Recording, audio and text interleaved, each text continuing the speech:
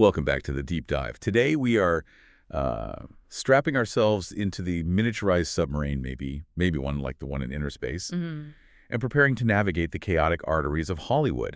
Our guide is a director who spent his entire career successfully infiltrating the studio system, only to, well, kind of blow it up from the inside. Joe Dante. That's a great way to put it. Born Joseph James Dante Jr. back in 1946, Dante is, a genuine master of mixing highbrow satire with lowbrow horror. Right? He's the cinematic equivalent of a Trojan horse, smuggling 1960s countercultural radicalism and pure anarchic cartoon comedy directly into the traditional 1950s B-movie structure. And that blend is just crucial to understanding his lasting impact. Our source material today is, well, it's a fantastic map of his journey, tracing his path from film school dropout and trailer cutter all the way to directing iconic hits like Gremlins. Can't forget Gremlins. The genre-defining horror of The Howling. And that deeply personal satirical gem matinee. Exactly. And for you, the curious learner listening in, this dive is essential because it's really a masterclass in compromise and resistance. We're peeling back the layers on the operational reality of how a singular, often really subversive artistic vision develops, clashes with. Oh yeah, clashes. And sometimes, just sometimes, triumphs over the demands of the rigid, profit-driven studio machine. Okay, let's unpack this then. Let's start exactly where his vision began. Yeah. The foundations of the B-movie auteur. Right. To understand the DNA of a Joe Dante film, we have to start not in Hollywood, but back in New Jersey. He was born in Morristown, grew up in Livingston. Okay. And crucially, his father was an Italian-American professional golfer, actually encouraged him towards sports. So that created an immediate contrast in young Joe's life right off the bat. Right. Because while the world wanted him to be, athletic and conventional, Dante was lost in the world of shadows and imagination. His escape was drawing cartoon and spending every possible Saturday afternoon at matinees just soaking up everything from sci-fi to horror. Yeah, and his original artistic career plan was, in fact, cartooning. That was the goal. But he experienced what turned out to be a profoundly formative setback when someone dismissed his passion by telling him cartooning isn't an art form. Ouch. Yeah. That rejection of his first love seems to have been the catalyst that pushed him into filmmaking, leading him to the Philadelphia College of Art, which is now the University of the Arts. It's kind of ironic, isn't it, for someone whose films are just packed with cartoon logic. He gets rejected by the cartoon world, but then he carries its physics and its, chaos into live-action cinema. Totally. And while he was at art school, he was already cultivating this obsession with horror. The sources show his foundational interest began incredibly young-like, at just 12 years old. 12? He was already writing to the magazine Famous Monsters of Filmland, providing reviews of horror films for years. That kind of fan-level, deep, almost encyclopedic genre knowledge meant he was uniquely prepared for his true education, what people often call the school of Roger Corman. Ah, Corman. Right. Corman's New World Pictures was notorious not just for exploitation films, but for being this rigorous, de facto film school. It launched careers for Coppola, Scorsese, Peter Bogdanovich, so many others. And Dante's apprenticeship began in '74, not behind the camera initially, but deep in the trenches of post-production. He started by cutting trailers for Corman. Yeah. Which wasn't just grunt work, right? This was like the ultimate training in pace, hype, condensed storytelling. Oh, absolutely. It taught him how to sell a movie in 90 seconds flat. He was handling marketing sizzle for Corman films like CoverGirl models, but also, and this is really key cutting, the American trailer for films like Federico Fellini's Emmercord. Fellini? Yeah. So he was learning how to market both the highbrow and the lowbrow in the same tiny cutting room. That skill, that blending of disparate tones into a frenetic, energetic package, that's the hallmark of his future directing style right there. Okay, and here's where it gets really interesting. Connecting his editing skill back to his early days.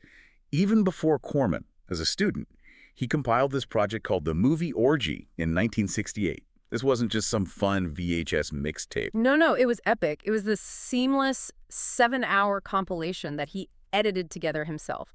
Pulled clips from B-movies, 16mm films, commercials, even trailers. Can you imagine sitting through that? 7 hours. It was essentially a curated interactive history of schlock cinema. I have to stop you there. 7 hours.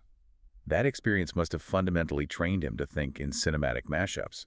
It wasn't about respecting genre boundaries. It was about taking all this disparate cultural debris, a goofy commercial, a terrifying monster clip, a snippet of film noir, and stitching it together into something new, anarchic, self-referential. Exactly. That is the birth of the Dante style right there. Absolutely. And that foundation paid off fast. By 1975, he moves up to directing, collaborating with Alan Arkush on Hollywood Boulevard, a highly satirical exploitation film. And the backstory of this film is pure Corman. It was basically a dare, wasn't it? Pretty much. Corman bet he could produce a feature film in 10 days on a budget of just $54,000, the cheapest film New World Pictures had ever made. Incredible. And Dante and Arkush hit that impossible target by writing a story about a B-movie studio. Smart. Yeah, because that plot allowed them to incorporate massive amounts of pre-existing footage Corman already owned. Just pure ingenuity to get around the budget constraints. It's the perfect start, really, for a career defined by working within the system's constraints while simultaneously, mocking it. Right. That Corman grounding gave Dante the speed, the skill, and maybe that inherent cynicism needed to handle his first major break. Piranha in 1978. Okay, Piranha. This was the one that got him noticed outside of the exploitation ghetto, right? Exactly. Shot on a $600,000 budget, it was a creature feature written by John Sayles. Dante admitted the shoot was chaotic, done in a rush. He was apparently so convinced the film would be a total disaster that he spent the editing process in just a complete fog. Wow. But the film had a pretty powerful guardian angel, didn't it? Steven Spielberg. That's right. Since Piranha was such an obvious riff on Jaws, Universal was apparently preparing to block its release entirely to protect their own upcoming Jaws 2. Which makes sense from their perspective, but what's fascinating here is that Spielberg himself personally intervened. He convinced Universal that Dante's film was clearly a parody, a comedic, self-aware monster movie, and therefore not direct competition to their serious sequel. Huh. That's brilliant. It defined Dante early on, using comedy as armor. His films could be violent, sure, but they were also fundamentally satirical, which kind of made them commercially palatable, or at least defensible. Precisely. And this satirical, self-aware tone was perfectly refined in his next major project, The Howling, in 1981, another collaboration with writer John Sayles. Right, The Howling. They adapted Gary Brander's werewolf novel, but Dante and Sayles injected this heavily satirical tone, meaning the script only bore a slight resemblance to the novel's actual plot. This is where we see him truly define that self-aware monster movie thing we just mentioned. And at the time, werewolves were definitely seen as corny and old hat, as Dante put it. So what was the strategy there? How did he make it fresh? The strategy was pretty brilliant marketing disguised as filmmaking, really. He disguised the movie as a popular slasher film, which was huge at the time, kept the focus on the reporter character, the seedy retreat setting. Okay. And only then did he bring in the supernatural elements slowly so the audience could get acclimated and not immediately reject it as something, old-fashioned. He basically slipped the classic monster back in through the back door of contemporary horror. Very clever. And the film is also a benchmark for special effects, isn't it? Mm-hmm. It featured state-of-the-art prosthetic effects handled by Rob Bottin after Rick Baker famously left the project to work on An American Werewolf in London. That difference is pretty pivotal. It really is. Bottin's work gave us that famous full on-screen werewolf transformation, replacing the old corny cutaways or quick dissolves with this visceral, visible, almost painful metamorphosis. Yeah, you felt it. Right. That commitment to realism in the effects, paired with the satirical script, cemented The Howling's place in horror history and really showcased Dante's ability to demand technical excellence even on a, limited budget. So, post The Howling, Dante starts getting offers for major studio projects. We know he famously turned down Airplane, which is just mind-boggling to me. I still can't quite believe that one. But he did direct 2 episodes of the subsequent Zucker Abrahams and Zucker police procedural spoof, Police Squad. Right. Ring of Fear and Testimony of Evil. That was his first experience shooting anything on a major studio lot, and it must have further honed his mastery of visual gags and that rapid-fire comedy style. And the Spielberg connection deepened further when the success of The Howling led Spielberg to bring him on to direct a segment of Twilight Zone, the movie in 1983. Yeah, the It's a Good Life segment. Dante directed that remake, playing heavily into cartoon-style special effects surrounding the omnipotent kid. And crucially, the sources note that he also stepped in to edit George Miller's segment. Right, after the tragedy. After Miller was understandably horrified and left following the fatal helicopter accident during production. That shows Dante was seen as the steady hand, right? Capable of handling highly sensitive, complex post-production work under just extreme pressure. Which brings us neatly to 1984, the year everything really changed for him. Based on the success and the technical assurance of The Howling, Spielberg personally offered Dante the director's chair for Gremlins. Gremlins. Okay, this became his definitive success. But what's fascinating is Dante's own assessment of the experience. He admitted the shoot was grueling. Chris Columbus's original draft was heavily rewritten, and just getting the central characters, the gremlins themselves, to operate was apparently a constant nightmare of hydraulics and wires. Oh, I bet. And let's talk about the cultural message there for a sec. The film follows those 3 simple rules for the Mogwai, right? Rules which are immediately catastrophically broken. No bright light, don't get it wet, never feed it after midnight. Exactly. These rules are essentially laws of responsible consumption. And when these rules are ignored by the reckless American teenager, chaos is unleashed in that quintessential suburban town, Kingston Falls. It's anti-consumerism wrapped in a Christmas bow. Pretty much. It's set during the holidays, focuses on the pursuit of the perfect exotic gadget gizmo and the destruction that ensues when that, cheap foreign import is mishandled. It's a really biting satire on the desire for novelty and the consequences of careless ownership. That's why it hits such a nerve. And Warner Brothers was genuinely shocked, weren't they? When the film became the 3rd highest-grossing film of 1984, it proved Dante could achieve mainstream blockbuster success while still remaining deeply subversively personal. Yeah, and he sums up his legacy perfectly with this quote.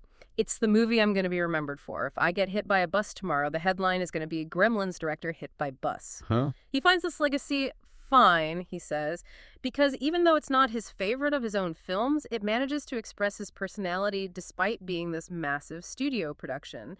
But immediate success often invites immediate failure, or at least immediate interference from the studio, right? Oh, yeah. The larger the budget, the less control the artist tends to maintain. The machine demands results, and paranoia sets in. Which brings us to Explorers in 1985. Right. Dante loved the script about 3 friends who build a working spacecraft. Yeah. It was a deeply ambitious, effects-heavy project, but he felt the 3rd act needed substantial work, needed development time. And Paramount executives flat out denied him that time.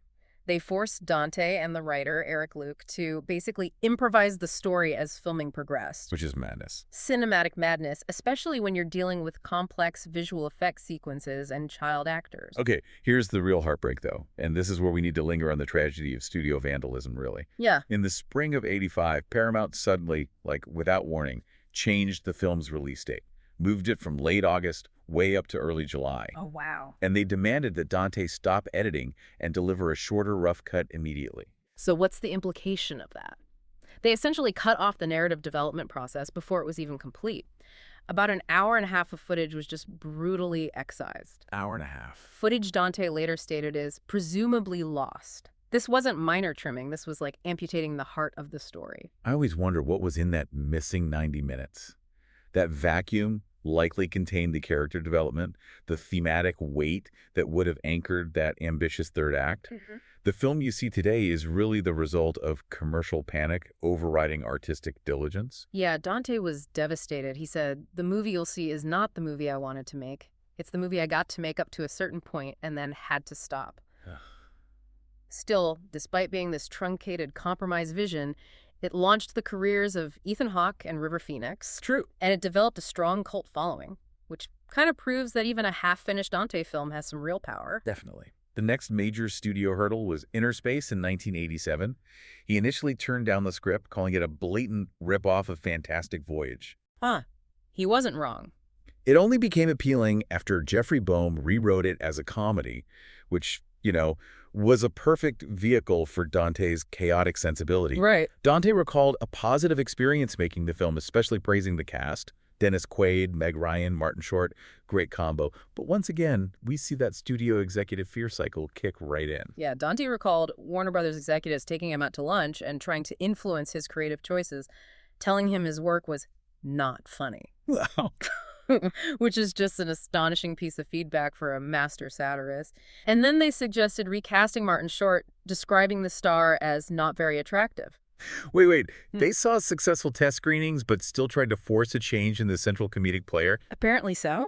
That just proves the executives were judging the film based on these outdated notions of marketability, not on genuine audience reaction. They were totally out of touch with the very audience they were trying to reach. Exactly. Dante chose to just plow on, make the movie he intended. But despite those successful test screenings, the film flopped at the box office. And his diagnosis was simple and scathing. The studio did not know how to promote it. He pointed out that the original poster failed to even include the actors' names or faces on it. Oh, come on. Yeah. It was an unmarketable comedy because the marketing department seemingly didn't trust the talent or the material. Okay, so following the chaos of microscopic travel and executive anxiety, Dante retreated slightly to the suburban nightmare of the burbs in 1989. A perfect vehicle for his black comedy sensibilities. Yeah, the burbs. He was intrigued by the script's blend of that mundane, real-life suburban ennui, the struggle with the law and the messy neighbor with high-stakes, almost supernatural paranoia. Right. And for the lead, Ray Peterson, he cast Tom Hanks, who he rightly called the reigning everyman, a guy that everybody can identify with, drawing that clear comparison to classic movie star Jimmy Stewart. Yeah, perfect casting. And the production itself was pretty unique. Because of the 1988 writer's strike, the filming was done entirely chronologically over 10 weeks. Really? Chronologically? Yeah, on the Colonial Street backlot at Universal Studios. Dante leveraged the setting, stressed that the action had to be confined strictly to the neighborhood. He even noted that the entire piece could almost be a stage play, except, for the cinematic visual stuff they were able to inject. Huh. Okay, now we absolutely must turn to the ultimate act of subversive filmmaking within the studio system. Following the original's huge success, the studio desperately wanted a Gremlins sequel. Of course they did. But Dante consistently refused, arguing, pretty reasonably, that the first story had a proper moralistic ending. Which it did. But Warner Brothers tried every conceivable variation without him. Gremlins in Vegas, Gremlins in space, and just failed spectacularly to develop a workable concept. Finally, they came back to Dante, basically begging him to direct. And this is where his artistic leverage was at its absolute peak. Dante agreed, but only on two conditions. The rare promise of complete creative control. Wow. And a budget 3 times that of the original. He had clearly learned his lessons from Explorers in Inner Space. If he was going to re-enter the blockbuster machine, it had to be entirely on his terms. Good for him. And with that freedom, he delivered Gremlins 2, the new batch, in 1990, which is just a masterpiece of meta-satire. He envisioned it not as a conventional sequel, but as a direct, scathing satire of the original film and sequels in general. It is arguably the most personalized studio film he ever made. It's so self-referential. It relocates the action from the cozy suburb to the monstrous sterile clamp center. This Manhattan skyscraper run by a cartoonishly evil media mogul, played brilliantly by John Glover. It was a direct commentary on the massive corporate conglomerates that owned Warner Brothers itself. He used that creative control just brilliantly. There are Daffy Duck cameos, bizarre new gremlin mutations, and most famously, that sequence where the gremlins literally stop the movie. Yes. Breaking the film reel. Forcing Hulk Hogan to intervene. Dante stuffed it with his own anxieties, his sense of humor. He even got Christopher Lee in there as a mad scientist trying to genetically engineer the creatures. Creatively, it was just an overwhelming success, a true auteur work that Dante himself claimed contained the most personal influence. But commercially? Yeah, commercially it suffered. It didn't perform nearly as well as the original. The takeaway seems to be that audiences who maybe wanted just a simple, thrilling monster movie were confused by its intellectualism, its hyper-self-awareness. It was maybe just too smart for its own sequel premise? Possibly. Following that, he delivered another deeply personal, critically acclaimed film that still struggled commercially, Matinee in 1993. This one was set during the high-anxiety backdrop of the Cuban Missile Crisis. Right, Matinee. It starred John Goodman as Lawrence Woolsey, this fantastic stand-in for the real-life cinematic showman William Castle. Oh, yeah. Specializing in horror and sci-fi B-movies, complete with theatrical gimmicks, buzzers in the seats, the whole 9 yards. Matinee was clearly born of Dante's own deep-seated nostalgia for that world of Saturday matinees, the communal experience of the theater, especially during a time of national fear. But despite glowing reviews, the film failed to turn a profit. It's almost a confirmed pattern by this point, isn't it? The more niche, personal, and nostalgic the subject matter, the less likely mainstream Hollywood audiences were to embrace it. Seems that way. And the battles continued even in television. His 1997 made-for-TV film, The Second Civil War, a really sharp social satire about anti-immigration, where states secede over immigration policy. Which sounds incredibly relevant now. Doesn't it? Yeah. It suffered a tremendous amount of interference during post-production from an HBO executive who reportedly softened the ending considerably. Ugh. And then there's the cautionary tale of Small Soldiers in 1998, the film about military action figures coming to life. Dante started with the mandate to make an edgy picture for teenagers. Okay. But once Burger King signed on as a massive sponsor to promote the film and sell toys, Ah, the dreaded tie-in. the tone shifted entirely. The mandate changed to softening it into a kiddie movie to protect the sponsor's brand image. This led directly to scenes involving action and explosions being cut or minimized. Oh, man. Furthermore, Dante claimed 12 uncredited writers worked on the film over 5 years, just illustrating the sheer committee-driven nature of the final product. The creative vision was just diffused by the marketing requirements. Right. Moving into the 2000s, Dante faced perhaps his biggest creative straitjacket yet with Looney Tunes. Back in action in 2003, that live-action animation hybrid. Yeah, Looney Tunes. He agreed to direct it for profoundly personal reasons, didn't he? It was a tribute to his idol, Chuck Jones. And it sort of served as a placeholder for his own unmade biopic about Jones's early years at Warner Bros., which he planned to call Termite Terrace. And he and the screenwriter, Larry Doyle, were adamant that this film should be the anti-Space Jam because Dante really disliked how that earlier film represented the classic Looney Tunes brand and personalities. Felt it favored celebrity over character. Okay, a noble goal. Yet, even with that specific passion intent, Dante stated flatly that he had no creative freedom on the project. He labeled the experience the longest year and a half of my life. Wow. The constant studio input apparently changed the plot continuously, ensuring the final product bore little resemblance to his original vision. And the most egregious example of interference involved the humor itself, right? Studio executives grew tired of the film's initial set of jokes and insisted they be changed. Get this. They brought in an astonishing 25 gag writers 25. to rewrite jokes that were short enough for the animated characters to dub in quickly. Think about that. 25 writers hired just for quick gags, yet Doyle remained the only credited writer. It was an assembly line of comedy that must have just crushed Dante's soul. That sounds like a director whose initial passion for cartoons was crushed all over again, only this time by the corporate machine itself. Exactly. Following that grueling experience, Dante returned to his horror roots in television, directing episodes of the acclaimed horror anthology series, Masters of Horror. Right, including the adaptation of Alice Sheldon's short story, The Screwfly Solution. And here's a fascinating detail about self-editing. Dante had wanted to adapt this story for years, apparently even starting a feature script way back when he was at New World. Oh, really? Yeah. But when he finally made it as a 1-hour episode, he realized the story, which is this deeply bleak tale of human extinction triggered by a genetically engineered virus, was so depressing that if he had made it as a feature film, nobody would have come to see it at all. Huh.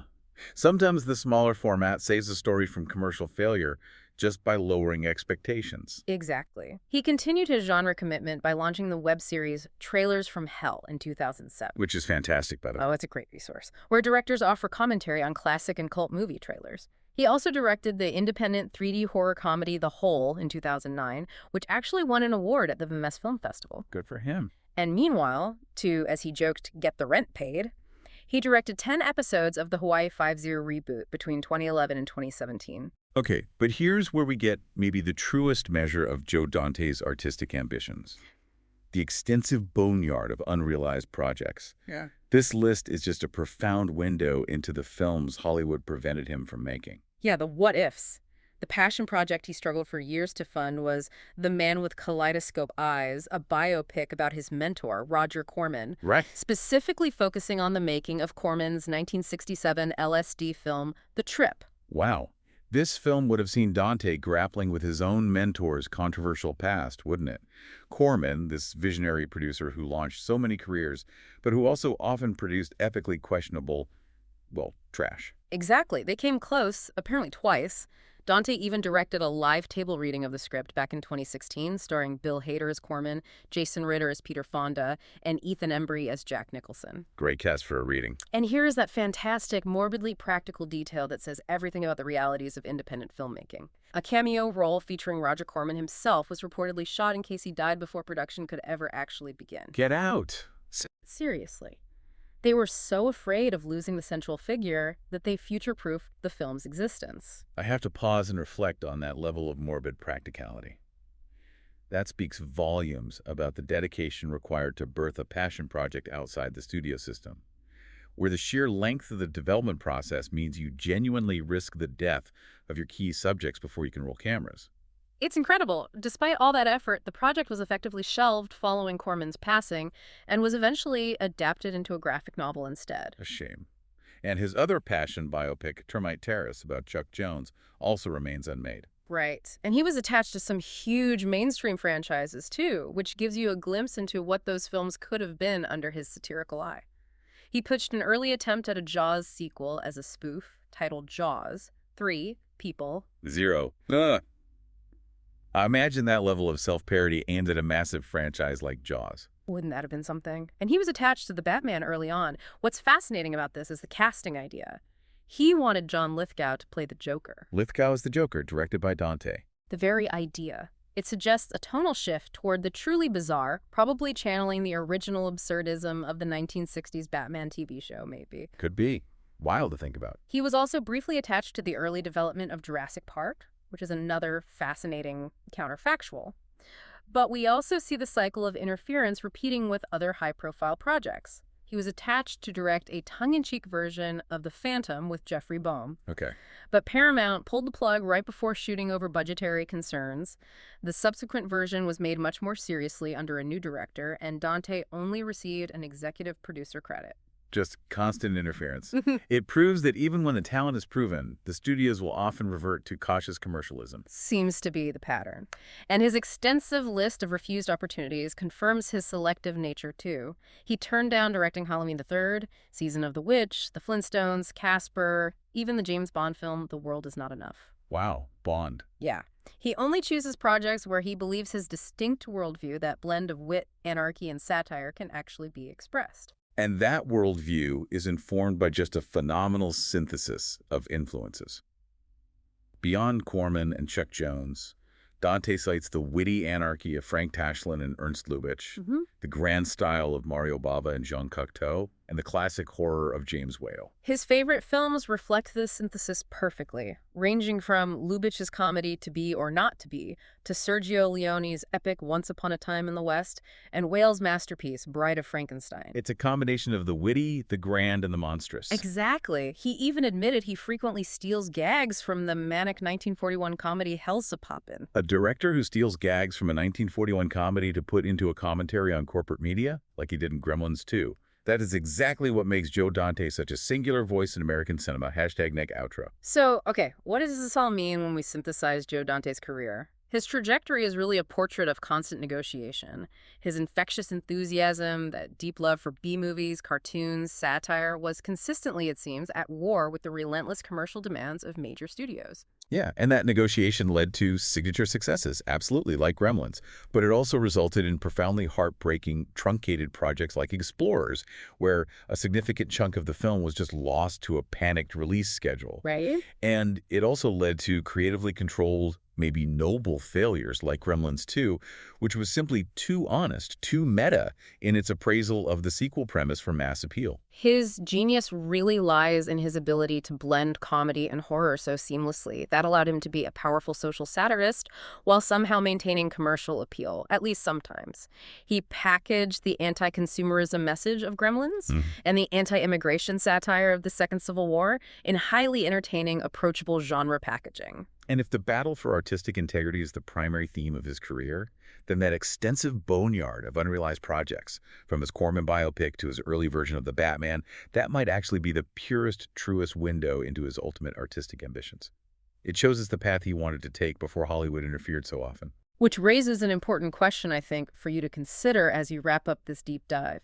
If a filmmaker's true passion is sometimes found not just in the films they made, but maybe even more so in the films Hollywood prevented them from making, what other hidden masterpieces do we need to investigate in the film archive of the imagination? It's a great thought to chew on as you maybe watch his films again, perhaps with a new appreciation for the battles fought on the cutting room floor and behind the scenes. Thanks for joining us for the deep dive.